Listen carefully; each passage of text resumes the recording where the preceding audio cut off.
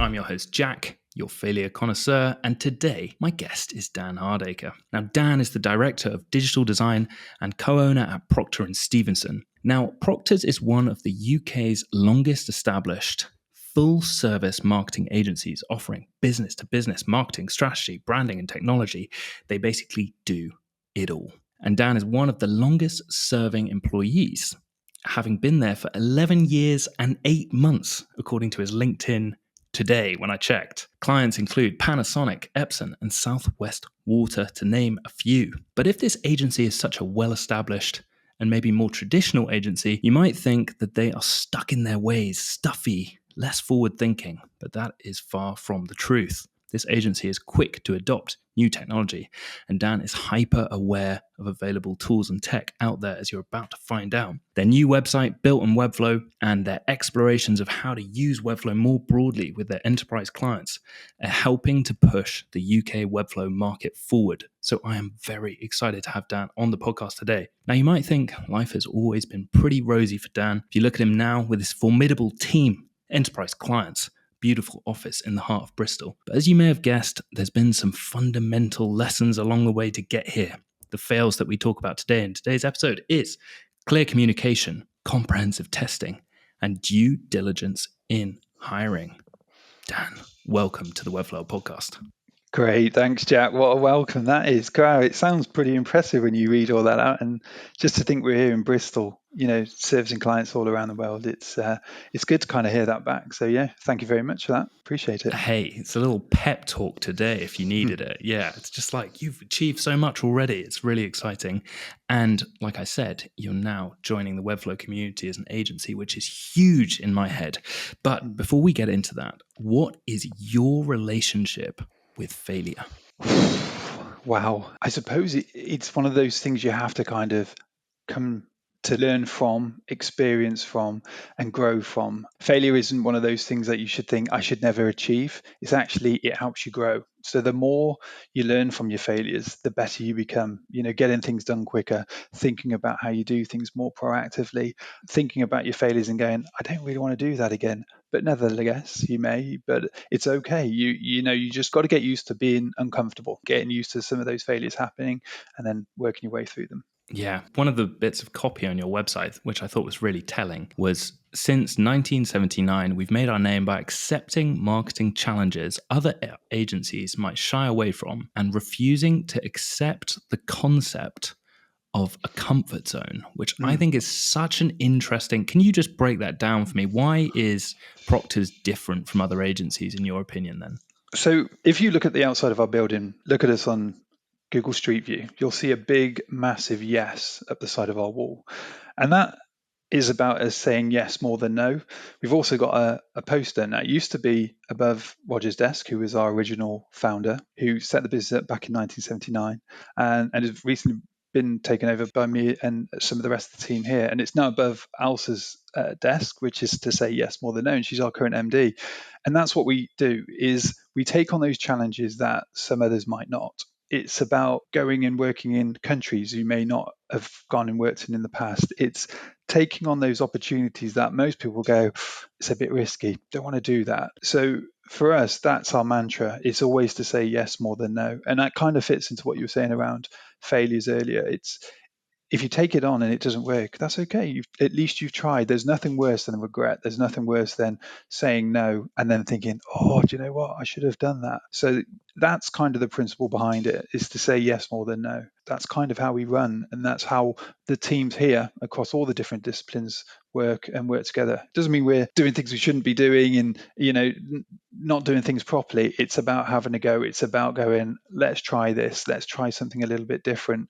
And when you're working in the B2B sphere, as we do, you can often be perceived as doing B2B is a bit boring, but our mantra is to go, let's make it a bit different. Let's make it work. Let's make it work for the businesses we're working for. Yeah, so that's our kind of guiding principle, really. Yes more than no. Yeah, I love that, because I think when people might think of like a traditional agency that's been around for 40, 50 years, you might not think, oh, they would adopt new technologies, they would be doing the type of client projects that they're working on. Your website itself has just been completely revamped and built on Webflow, which I think is really telling of like how forward thinking you are as an agency. Can you tell us a little bit about why Webflow? I mean, you're working with massive clients, these big enterprise companies that I imagine might not even be that familiar with Webflow as a platform.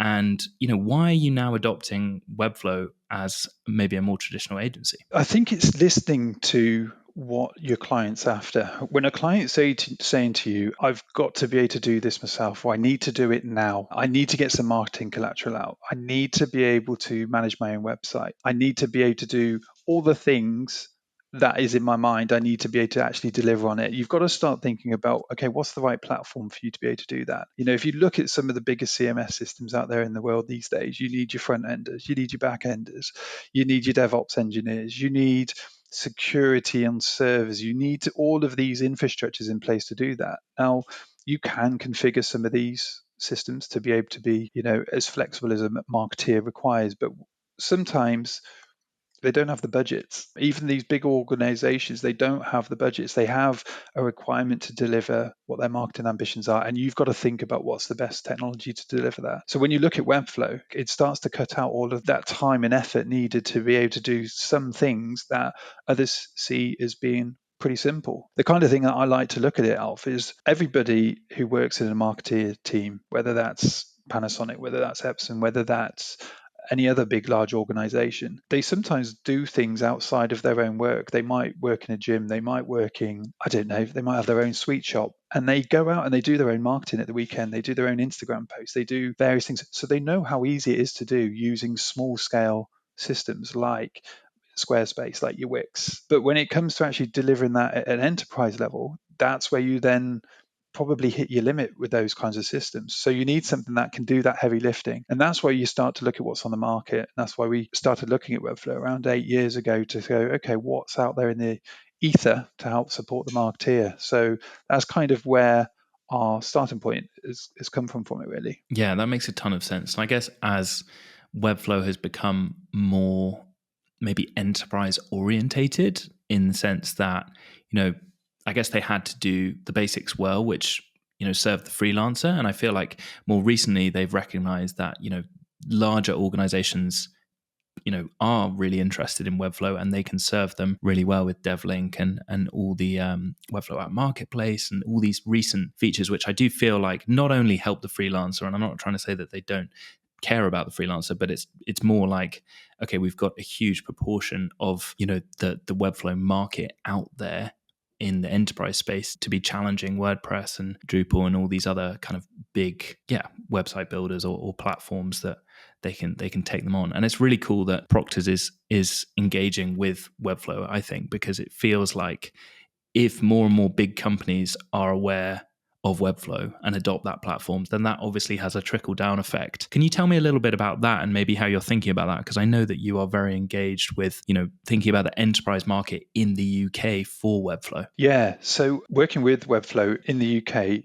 we are in a funny geolocation. When you talk in America, it's British. There aren't translations. There aren't those kinds of issues to think about. Now, being in the UK and working in Europe, you have French, Italian. You also have different nationalities working within the UK. And to be able to think about a system that allows for translations and allows for Arabic left to right, we've got a lot multicultural society within the UK. Being able to think about that and being able to deliver on that is a really key aspect of it. So when you're looking at Webflow and when you're looking at these systems, these bigger systems can do that, but it costs a lot of money to do it. And you can see what Webflow are doing over time. Like you just mentioned, they've built a system out, they've got it right. We were using Weglot a couple of years ago. We now got localization. And the more that system within Webflow are kind of looking at the market, what's required, and then building that as part of the core is really, really valuable. So from a UK perspective and us thinking about it and working with B2B organizations that are working internationally, being able to have things like localization, thinking about SEO best practices from a localization market is super critical. And to not have that would be a detriment. So now seeing that these things are coming on board, really, really valuable. Yeah. Yeah, it's so exciting. And also, I feel like this is worth saying that Proctor's is doing a lot of engendering the next generation of designers. We got design awards that you do. You have interns that I've actually met at one of the meetups that we had at your offices, and I was really impressed by like the caliber of these kind of award-winning interns that you'd got. And it's an amazing thing that you're doing from the community aspect of the design and development world. Can you tell us a little bit about that and what your thoughts are on the community aspect? Because that does seem to be a big part of Proctor's identity. Yeah, it's massive. And the thing is you've got to be able to look after that talent. You've got to be able to guide them and show them. But you've also got to be aware that they know an awful lot about things from being at university, or being environments where they're learning quite fast around low code, no code technologies and the things that they want to do, and the entrepreneurial spirit that a lot of these the younger generation have. So to ignore that as a market and not to nurture that and not to help that grow would be very detrimental, I think, to agencies across the UK and organizations as such. So we do the design awards. The idea around that is to take students in their last year of university, normally quite a stressful time, but nevertheless it's where they're starting to get their work to a really good caliber of standard. What we do is we ask them to share that work they've delivered at university, enter it into our competition, which covers off 3 categories. We look at motion graphics, we look at digital design, and we look at traditional graphic design as well. And they submit that work that they've done. We go through, I think we had 250 applicants last year from the Southwest region,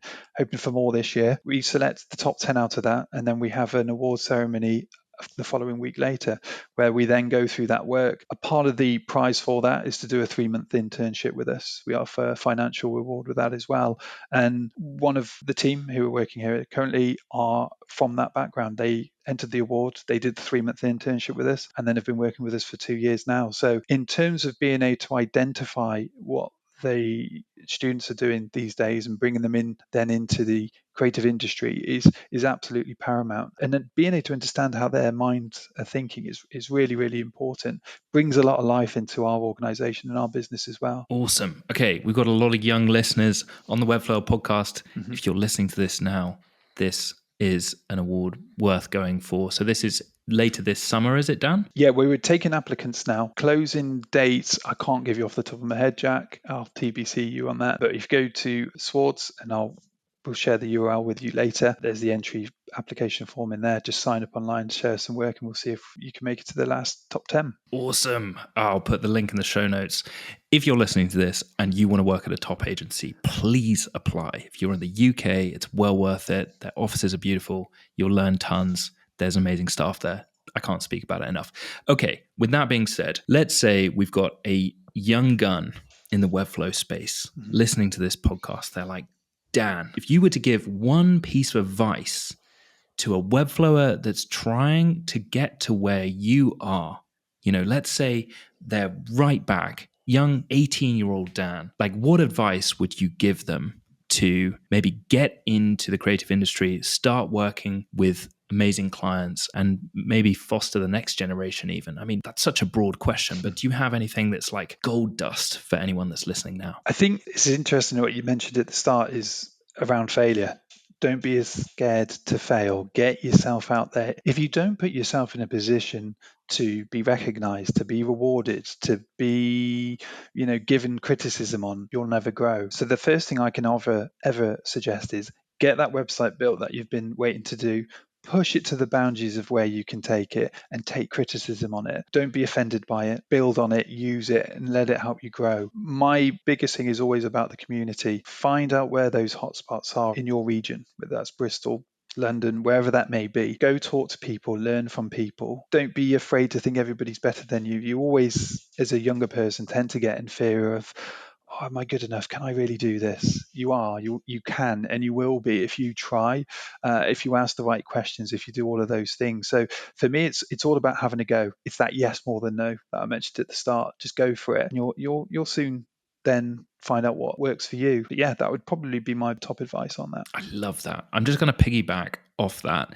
I think when you start putting yourself out there, if you're pushing a car up a hill and people see that you are trying to push that car up the hill, they'll come and help you push that car up the hill. And I think it's the same goes for putting yourself out there. This phrase that sounds quite elusive, but in my opinion, and correct me if I'm wrong, Dan, that means share your work publicly online, on social media, ask for feedback from people that you aspire to have the skill sets of, And, you'd be surprised how willing people are that are a bit ahead of you are willing to help you, because naturally they got to where they are because they were supported in their journey as well. So there's also tons of talks, tons of free events that are happening the whole time. Chris Skitch from Structured by Design in London, he does monthly Webflow meetups for free. They are free. Go and talk to interesting people. And in Bristol, there's going to be more talks coming up shortly as well. I'm sure we're going to do some more meetups in the coming months as well. So it's all out there, is my advice to younger people who message me online. Like, it's up to you, and you can go and do whatever you want to do. Dan, can I ask you a little bit about doing whatever you want to do? Just as I was finishing that, I thought this is the right time. You've worked with clients in Saudi Arabia, America, all over, like you say. Did you ever think you were going to get to where you are now? Was this like the game plan that kind of mapped out, or were you just following your nose and then opportunities presented themselves as you did the basics well over time? God, yeah. Did I ever expect to get to where I am now? No.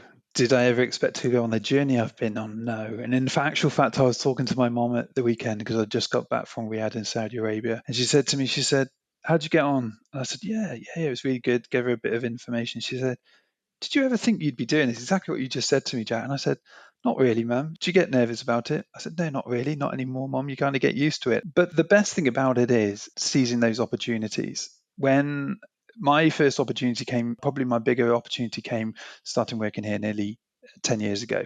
I was a year into working here, and Roger at the time, who was the MD, had mentioned to me, we've had an RFP come in to design Saudi Arabian Airlines. Would you be interested in tackling it and taking it on? I said, yeah, absolutely. Just by saying that, it gave him the confidence that I knew what I was doing, and he gave me the confidence by asking me to do it. Now you get into one of those scenarios where you feel like he knows I can do it, but he doesn't know that I don't feel I can do it. But that person believes in me, and you automatically start to rub off on people around you when you're in that scenario, and you get the team around you, and the team are then all working on it, and you start to really feel it really empowered. And before you know it, you're in the Middle East, you're presenting in a big board meeting, and you're presenting your ideas, and you're thinking, crikey, this is a little bit surreal. But you have to just take these things on. You just have to go with it. And that for me is the bit that I've always enjoyed the most, is that I don't know what I'm going to be doing next year compared to what I'm doing this year. And our business changes, I would say, every 3 years. What we were doing 3 years ago isn't the same as what we're doing today, and what we'll be doing in 3 years' time, I don't know if we'll be doing what we're doing now. But to embrace what's going on in the world, what's going on within your organization, and listening to others is the most exciting thing you can ever do. I'd love to know what I'm going to be doing in 10 years' time, because if it's doing more than what I do now, I can't wait to get there. That's an epic answer. I love that you're just like, opportunities come up, you take them, you do the best job you can, and more opportunities come out of that initial opportunity. I'd imagine, just like Absolutely. Showing the work that you want to get and that whole idea. But it's really humbling to know that you got asked by your mum, did you think you were going to be doing what you're doing? And you're just like, true. you're literally like a co-owner of an 80 plus person agency, and it's just it's funny how humbling your mum's questions are. I find it's just Always. like, yeah, they're just like, yeah, what are you up to? They just don't really, they're just kind of, I don't know, yeah, kind of levels you, which is really nice. Absolutely. Every time. Yeah, it's great. So you're at your zenith. You are doing what you love. You want to do it for another 10 years at least. And that's really, really cool in my head, because it seems like you're fulfilled doing what you're doing, and you're culturing the next generation. You're kind of giving back to the design and development community that's obviously given you so much on your journey. But it hasn't always been this way. Now I want to dive into your deepest, darkest secrets that you've sent me over by email. Tell me about failure number 1. Clear communication. Yeah, so clear communication. For me, and everyone in the organization here will understand what I say to them when I talk about clear communication. Whenever anybody joins our organization, the one thing I always ask for is clear communication. And I say it's a part of everything that we do. It's from the way you communicate, to say that you've finished at the end of the day, or to say that I'm not sure what it is that I'm doing. If you're clear in your communication, it's absolutely paramount. And sometimes communication doesn't happen. And that happens from either our side, or it might not happen from a client side. Client side is a very difficult one to manage, because they think they're telling you everything that you need to know. Here's my design. Can you go and build it for me in Webflow? Yeah, no problem. Just a couple of questions I need to ask here. And you start going into those questions and they go, don't, hang on, sorry, I thought you knew what you were doing. We know what we're doing, but what we want to do is just get a little bit more information out of you so we can make sure we can build out realistically what you want. And it's those kinds of things that are the hardest thing to deal with, really, is that aspect of it. When somebody sends you a Figma design, I've got a landing page, I want you to build it. We can go away and we can go and get that built. But do you want that full screen or do you want that fixed? How are you looking at it on your screen? What's your mobile responsive expecting to be like? And they go, you can crack on with that. You go away, you crack on with it. And you go, oh, well, I was actually expecting to do that. And you think, that's why we asked at the start of the conversation, what is it you're looking to do? So I think for me, clear communication, it comes from both sides. I think us as experienced people in terms of what we do, we've got to get in there.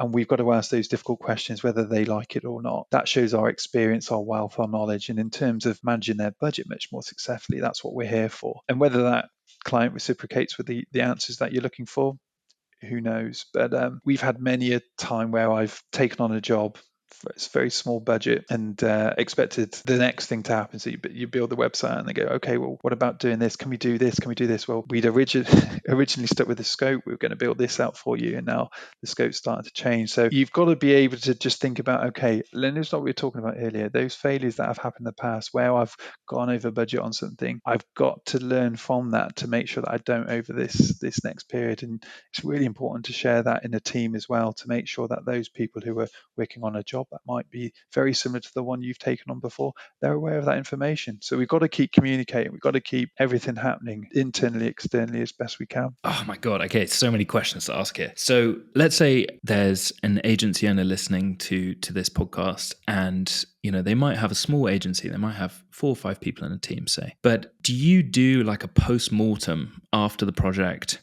Everyone writes down their own experience of, the different parts, and then it's kind of in some kind of Notion doc, which is like, then you might have a meeting like once a month with the whole team to be like, okay, here's what we did this month, here's what we learned, or kind of how does that work like logistically within the agency, if you don't mind me asking? Yeah, cool. So as a project process, we have we call it a 4D process. So it's discover, design, develop, deploy. And that's our process for being able to deliver a project. And if we follow the processes within inside each of those areas, we should come out at the other end in the way we'd expect it to. But like I say, there's sometimes some anomalies that happen along the way on that. And we do have a post-mortem at the end. We check in on each other all the time. How's the project going? How's the delivery of it going? A lot of the time it happens with the management of the account manager. Our account manager will normally instruct that based on time spent on the job, utilization in terms of how much time was used on one area compared to another. So we spent too much on design compared to the build. Why was that the case? So I would say there's more touch points throughout the process as opposed to doing it right at the end. But it is normally the account manager that will bring us in all in a huddle. We'll go through that and we'll try and work out what those issues were. And then that might come in and reflect a slightly adaptational change within our 4D process. Or it might be a case that actually we asked the wrong question or we didn't ask the right question at the start of the project. So let's think about bringing that into our questionnaire, which we normally send out at the start of a project. So there's those aspects to it. There's a core team, there's a digital design team who are designing the site and building the site out in Webflow. We have weekly catch-ups, and that's to do a couple of things. That's to talk about things we've learned, whether that's either working on a project or we found outside in our own time, or someone's come across something, new business updates in terms of letting each other know in terms of where we are with certain job, whether we're winning that, whether we didn't win something or something along those lines. What was the outcome of that? Was it we were too expensive or we didn't show enough experience in a particular area? So there's those kinds of things there that we have as a team as well. Okay. But yeah, that's the core. Okay, that makes a ton of sense. So discover, design, develop, deploy. Mm-hmm. That's a really, really good framework for anyone that's kind of thinking about that. And then within those steps, you've got kind of micro steps that I guess you take the client through, and then the whole team is, aware of your own internal systems. And then I guess if anything comes up, like you said, anomalies, etc., you can kind of work through that. But then there's the actual proposals and maybe before the job even starts, like, why did we not get that job? And that's a completely different kind of part of this, working out why things didn't work. It's not so much like on the job, it's like before the job even happened, why did we not get that job? So yeah. Okay. Really, really interesting to learn a little bit more about that. I think a lot of Webflowers are quite scared of asking questions that might be perceived as dumb. And I think one thing that I've learned from being around some more experienced designers and developers in agencies like Edgar Allan is that they're not afraid of asking the dumb question. They'll just brazenly be like, why do you think you need a new website? Because I don't really see why. Which in my head, I'm like, wow, that's quite a, like, we've had 3 meetings and, we're coming back to this point, even though they've kind of given us the answer. But it seems like quite a bold thing to ask 3 meetings in with a budget that's pretty big. But I think one thing that I've learned is that asking the dumb question, or asking the question that might be perceived as dumb, actually is far more revealing than trying to sound cleverer than you are. And I think it's one massive telltale sign of someone that's more experienced versus less experienced. They're not trying to be anything than they're not. But when a client does say, whoa, you should really know that. You're the experts. How do you navigate that? Because let's say, someone who's less experienced, they might be a bit scared to ask a question that they might be perceived as like not knowing what they should know, if that makes sense. Yeah, we try to use data a lot to kind of back things up. Data is probably the key aspect of being able to justify the reasons why or why not you should be doing something. So, being able to have Microsoft Clarity installed on a site so you can start to look at user behavior. Like, this is showing me this website isn't converting because of X, Y, and Z, and I've got data here to back it up. I've got your Google Analytics in terms of certain drop-off areas there. Data is going to be the core part in which I'm going to go back to somebody on and justify a reason or a rationale on it. The other aspect might be experience, but experience is a difficult one to kind of always justify, because experience is based on what I know at that moment in time. And one thing I never try to do is pretend that I know their business better than them. I'm never going to know anybody's business any way, shape or form better than them. And I always make that very clear at the start of a meeting. You know your business better than I do, but I know user experience, I know user interface design, and I know how to get a Webflow website built. But if you give me the information you need, I can then come back to you and give you all the justification around how we get that communicated much more effectively for you. So I think a part of that is being humble in terms of going, I don't know your business, you inform me of what that is, but then sharing that back with them and going, okay, well, this is what my recommendation would be on here based on either data or experience on those 2 things. So looking at it from that aspect, I would say is how I would justify that. Awesome. Yeah, that really makes sense. So using data as much as possible to justify, maybe asking a question that they might be like, wait, what? You don't know that? Well, it's like, well, actually, I've done my own research and you told me you wanted this page completely redone. But actually, looking at the conversions, this is the highest converting page or whatever it might be, right? Yeah. And then I love this idea of educating the client so that you're, saying, look, I don't know your business as well as you do. So you need to give me the information so that I can do I can get the results you're looking for. But I can't do that without asking questions that might be perceived as, a little bit basic for you, but it's important for me to understand. So I love this idea of being humble. Something that you said at the London Webflow meetup that I thought was fascinating was that essentially, like, you are trying to give them the most honest answer possible, even if it might not be in your business interest to do so, which I thought was really interesting. You were talking about how, sometimes Webflow might not actually be the best platform for your client, even though you're like, hey, we're good at Webflow, we can do this, we could probably make it work, but actually there's a better solution that I think would work better with their particular business. Can you tell me a little bit about why it's important to be honest with the client, even though you're maybe like, damn it, I really want to work with these people, but actually maybe we're not the best suited to do that with this particular platform? Yeah, for me, it's about trust. Really, what you're trying to do is build a trust and a good relationship with people. Now, if you're open and you're honest and you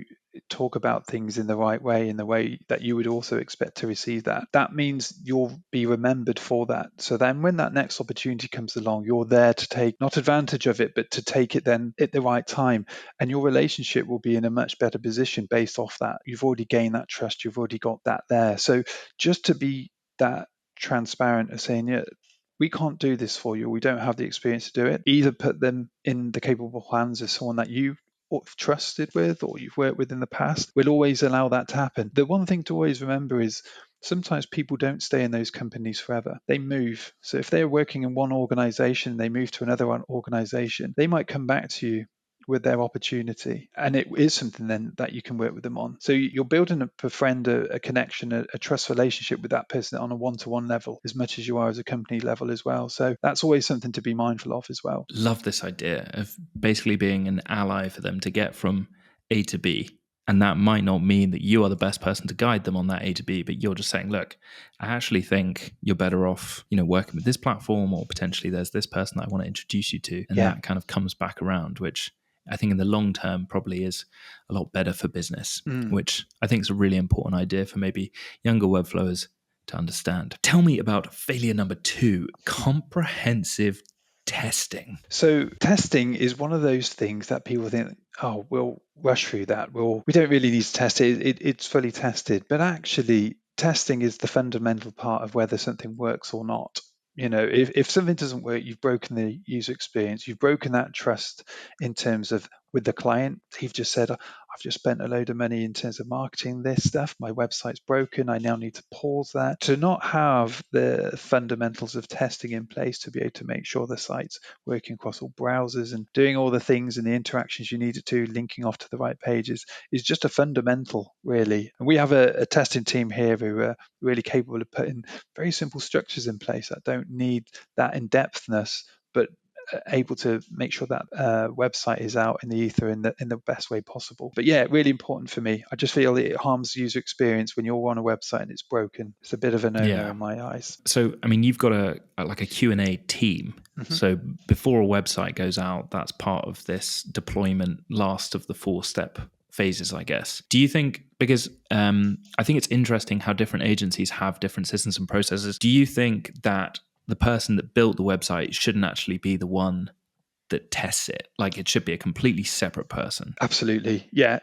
Our guys are always testing. If we're building out through a website, they're making sure the connections are working. They're making sure that, it's working across the breakpoints. But you get blind. You get very easily blind, not only to the copy and the content that you're putting in, but to the output at the other end. So we go through a couple of phases building out smaller Webflow websites where we will get the content team to read the copy on the site to make sure that that's coming across in the right way possible. And that's regardless if we've written the content of the copy ourselves as well. That's just to help support making sure that message is coming across. But then, it goes into the QA team, and that QA team then support in terms of browser testing, user testing, broken links, that kind of thing. And then we'll run, again, other analytical tools as well that'll give us information in terms of whether the site performs the best it can be, and whether that needs a bit more compression because of it's not going to load on certain devices or certain bandwidth. So lots of rigorous in there. But I definitely advise against you being a one-man band that kind of does it all, if at all possible. If you can't, you learn your trade quite quickly of certain aspects of that. But it's very much easier to use a wider team. Yeah, definitely. That makes a ton of sense. I think there's probably a lot of webflowers that are listening now being like, yep, I've sent a half-baked website to a client thinking it was fully done, and then they checked it and it really wasn't ready. So yeah, that makes a ton of sense. And I guess from the perspective of, an agency, if they've got like a Q&A tester that's got, set SOPs that they can just tick through and follow, then that's maybe the better way of doing it. And I know Flow Ninja agency actually have like a free checklist that's really comprehensive to go through. If anyone's listening and is like, I really should make a checklist, well, I'd recommend going off that and making your own from there. Really important to do. Have you had any, like, in terms of the deployment phase, there's a lot of people that are like, well, yeah, of course I want to Q&A it, but sometimes the client's like, hey, we need to get this thing up yesterday. Have you had any scenarios where you're just like, oh God, we just got to get this published, and then been like scrambling and sleepless nights to try and fix stuff? Or is generally the process with Proctor's just so, because I'm imagining it just like so perfect, like an IKEA, system where it's just like boom, boom, boom, boom, boom. But have you had any shockers in the past? Yeah, we have had a couple of shockers. The ones that are difficult are the ones where the client wants it doing on a certain day. Now, we never run a deployment any other day than a Thursday. You don't want to do it on a Friday. You're going into a Friday, you're going into the weekend. They're ringing you up on a Saturday and a Sunday saying, this isn't working, that isn't working, and it's not fixable. So Thursday deployments happen for us, but there are occasions where a client might want to say, the quietest time on my website is actually at a weekend, and we'll take time out to be able to do that. So, get up at 3 o'clock in the morning and deploy it then, as opposed to doing it at a regular time where they're going to get a lot of interactions on the site. Webflow is pretty easy for in terms of getting the site done if you've got the DNS and you're able to sort all the domain name servers and stuff like that out. But in terms of some of the other systems and applications that we've worked on before. We've had some things where things haven't always gone to plan. Redirects, 301s not being in place, 404 pages popping up left, right, and center. But yeah, you try to limit that as much as you can when you're working on big enterprise level clients. It's actually the smaller clients that sometimes you work with that put you under the pressure of wanting to get it out, because at the time is very much the money with them. I need to get it out to start generating revenue. But you can only explain as much as you can explain on best advice in some areas and instances. Speaking of what you just said there, like smaller clients, bigger clients, what is a smaller client to Proctor's? Just to understand the kind of, because you've got, Panasonic, Epson, these might not be so relatable to your average Webflower that's listening. What's a smaller client for Proctor's? We do work with organizations such as charities. So we've worked with Young Bristol recently. As a client, from our perspective, time is very much money to them, because being a charity and being a smaller organization that might not have the depth of needing or having a bigger marketing team, for example, there may be only 2 or 3. We work with quite a lot of startups. So again, you get some organizations come to you, I need a website out very, very quickly. It's a single page landing page or one page of website. So we've worked with a couple of organizations in America. So they might be just 1 or 2 people. For me, they're the exciting ones, because they're the guys that are getting ready to get out into the big wider world, want to get things done quite quickly, and you really want to nurture those guys to then turn into something much bigger. Just recently we were working with an organization over in North America, a telephone based organization, only 4 or 5 people within the team. So lots of companies we work with, I would never not work with a small company, because it's the smaller companies that often have the biggest potential in terms of being able to support them. And there's nothing better than working with organizations where they've become really, really successful later on in a couple of years. So, yeah. Interesting. Okay. I feel like I'm on Dragon's Den. You're like looking at the potential of these companies and seeing, if they're going to grow kind of with you. But I think that's an important point for maybe Webflowers listening, because you might think, I'm not going to take on this project. It's below my budget. This is what I charge, and this is my typical project rate, and I don't go below this or whatever. But I do think it's interesting to consider that working with people at different stages, depending on, what their scope is at the time. And obviously you don't want to feel resentful for doing work for people ever. But I do think it's important to consider that, if you look at people as potential partners rather than just a one and done job, someone just asking for a landing page, they're not asking for just a landing page. They're asking for someone to create that initial project scope, but no one just needs a landing page, or very rarely I would find someone who just wants a landing page. Normally there's CMS and all sorts of stuff to come. So I think that's really interesting that even an agency as large as yours, Dan, is thinking along those lines, and maybe freelancers should consider the same type of mentality. I think it's fascinating. Tell me about failure number 3, due diligence in hiring. This is a pretty important one, really, in terms of creating the right culture with where you work. We got a great team here, and they're a team that have grown with us as a business, and your primary concern is always about supporting them and getting the right people in at the right time. Now, there's sometimes instances where you win a pretty big client contract, and those teams are going to be under the cosh quite a bit of the time if you don't sort some resourcing out. And there's 2 aspects that you've got your freelancer resourcing in terms of having someone that's reliable and being able to deliver, but that communication that I was talking about earlier, is that going to be good enough to be able to deliver the project? Or am I going to bring somebody into the organization that's got to work with the rest of the team, gel with the rest of the team, and then prove the rest of the team all at the same time? And we've not always got that right. We haven't. We've had people in the past that just either haven't been the right fit, even with the clear guidance and information that they've needed to get going, or they've not found us the right kind of company that they wanted to work with as well. And it's a difficult thing to get right. It's not a case of going out there and going, oh, you can do Webflow, or you can use Figma, and you can fill out a timesheet, etc. You know how to do an email. It's more than that. It's about getting the balance right. It's about making sure they're going to work with your team, and that your team are going to feel comfortable working with them as well. That's really important. But yeah, doing it too fast can be quite costly as well. You've got recruitment costs when we're working with recruiters, and bringing those guys in and finding out they don't work after a 6-month or 12-month window can often be quite a costly exercise as well. So you kind of want to avoid that from a multitude of areas, really, whether that's the business side, your team side, and also the productivity that you're getting out of that individual to deliver on the work you need to. So what's the key with hiring then? I think it's to not rush into it. Don't think, I've got to get this done, I've got to get this out. There are plenty of people out in the world from a freelance perspective that can support you on that transition. So as a growing business, if you're growing from 1 to 2 or you're growing from 2 to 4, who's the next person that I need to bring in? You've got to get that right. And a lot of the time, sometimes a lot of it plays within your heart and in your stomach of knowing whether that person's right, and that can happen through just an initial conversation before you get into the technicalities of work. But take your time on it, think about it, maybe introducing them into the team, making sure that the team are feeling like they're going to be able to work with them. There are quite a lot of things to do on that, but I think taking your time is probably the most important thing to get right. Don't rush into it. And I guess that's an interesting point that you made as you started speaking there about depending on what size of team you have, that order of kind of hiring. So, say you're a developer and you're weak in design.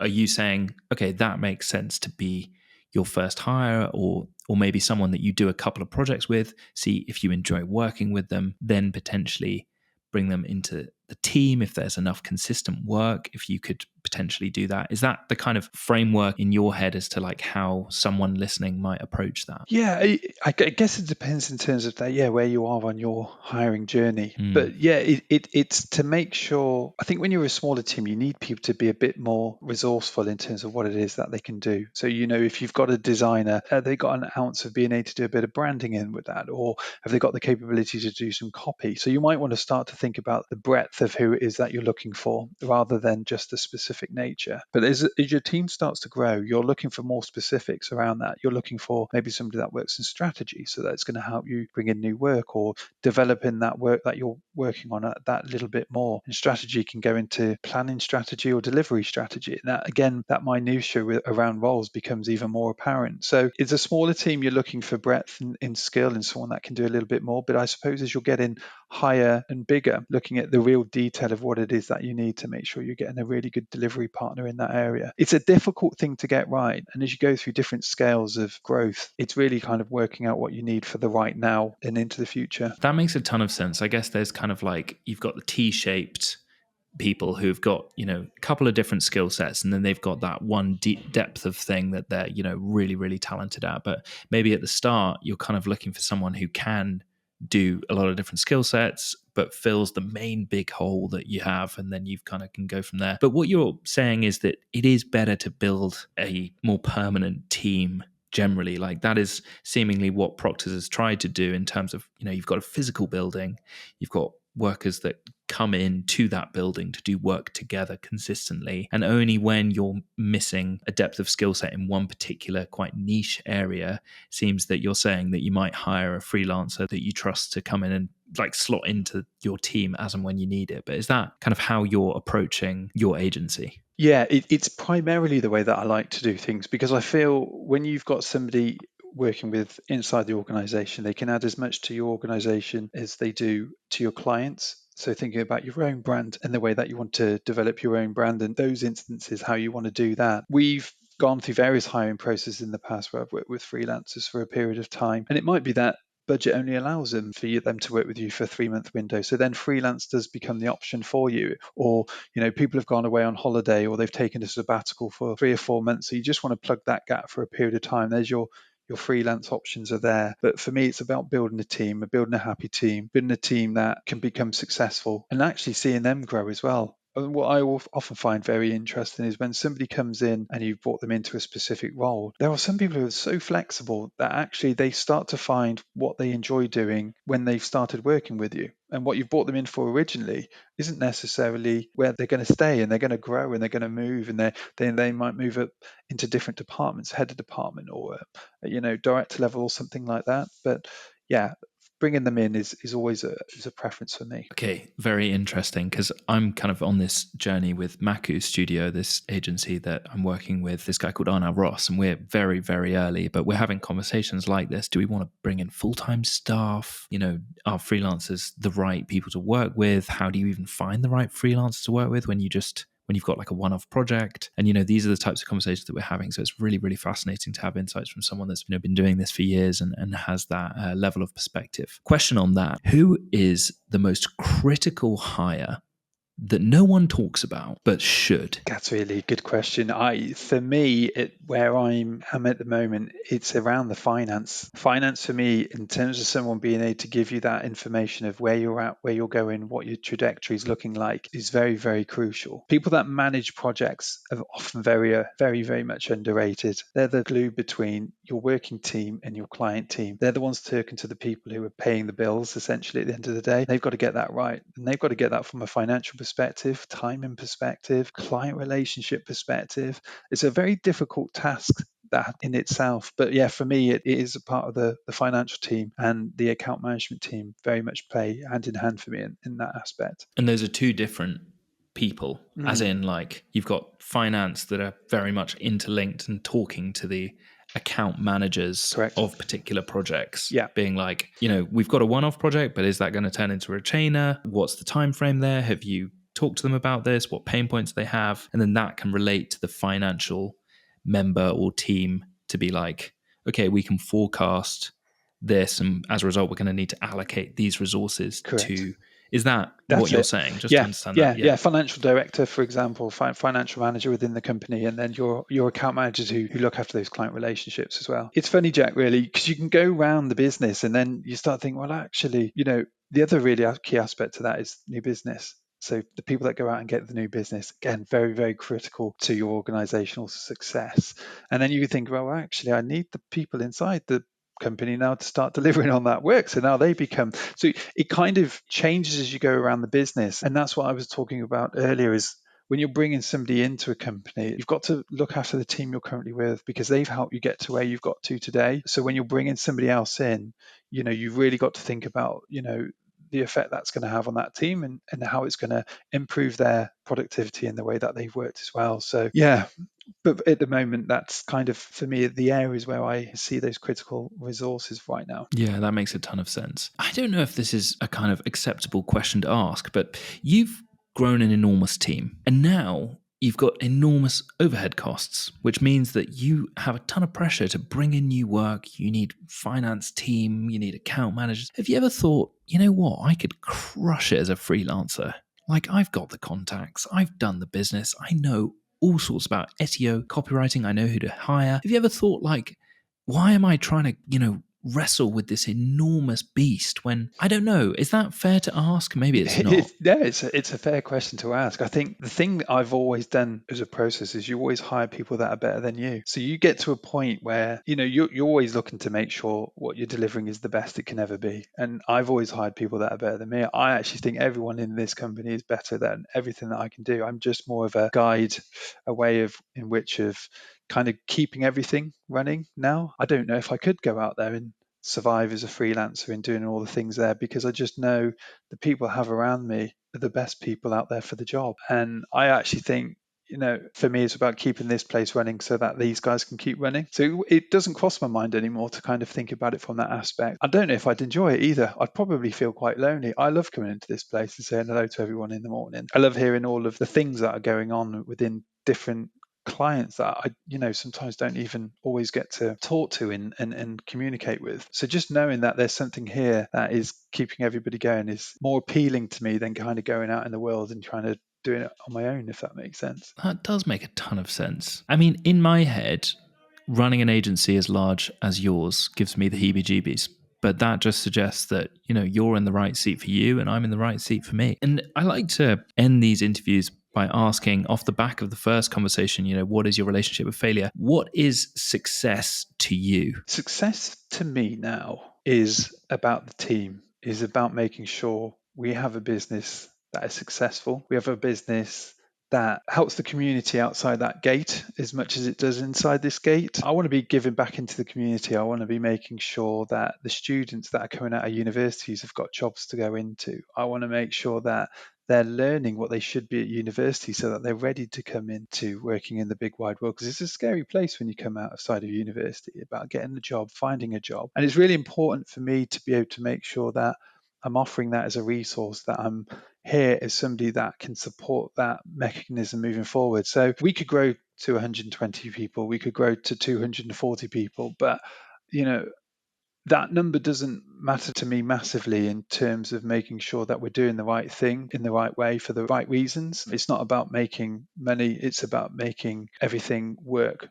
well for everyone and the environment that I live and I work in. Awesome answer. Yeah, money comes when you provide value, and then you can distribute that money to help grow and foster the next generation, which I think is an epic answer. We've covered your 3 failures up until now, but what is your next failure going to be? Oh, I'm sure there'll be many to come, Jack. I'm a one for trying things and then not always working out. But I just, will always do my best to try and make sure that they turn into the best way possible. You might notice we've changed our URL recently. We used to be proctors.co.uk. We are now proctorsgroup.com. And that's because we are looking to move into the Middle East and working more in North America. So for me, I'm hoping my next failure will not be that we haven't been able to get that international reach. I'm working on it. I'm doing it. We'll do all the things we can to get there. But, I'm sure there's going to be a few failures on the way because I tell you, I've never done it before. And so it's going to be a learning curve. We're going to work out how we're going to do it. And then I'm pretty sure there's going to be some big failures